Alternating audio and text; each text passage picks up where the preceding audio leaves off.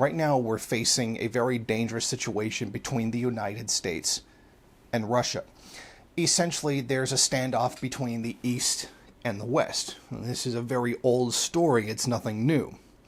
But here's what we do need to understand. Ukraine has always been a very important place between East and West conflict.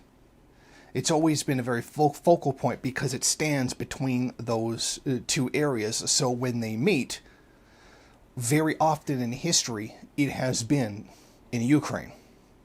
Now, the U.S. is warning that Russia is, or Putin specifically, is threatening to send troops into Ukraine to invade and take over the country. And they says they've got them right on the border with Ukraine ready to invade. The problem is that border is water.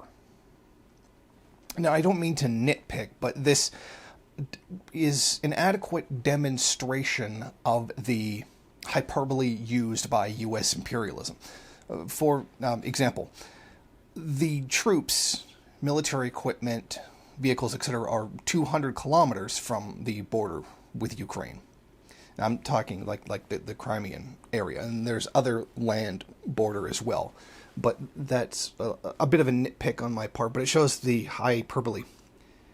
Now, NATO forces are basically looking to be able to enter the country, and Putin is warning that if NATO invades Ukraine, they're going to do the same. Now, very obviously this is a contest between East and West. Russia cannot allow the United States to have that kind of an opening of that kind of strategic position towards Russia. I mean, militarily, that's a terrible thing for your enemy to have a hold of.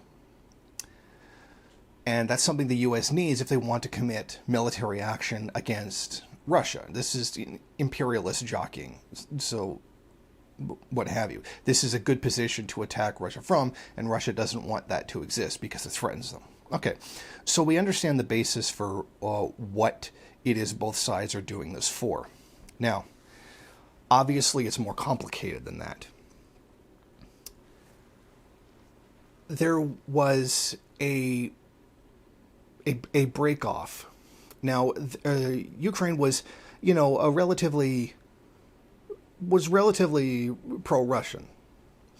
Then there was a neo-Nazi coup backed by the United States to take over the country to ally with the United States, which leaves a U.S. ally right on the border with Russia, and that goes back into the military thing I was talking about. So obviously this is a threat to Russia. So what happens is, Crimea, Donbass, etc., the separatist areas of the country, you might be able to make the claim that this is Russian imperialism.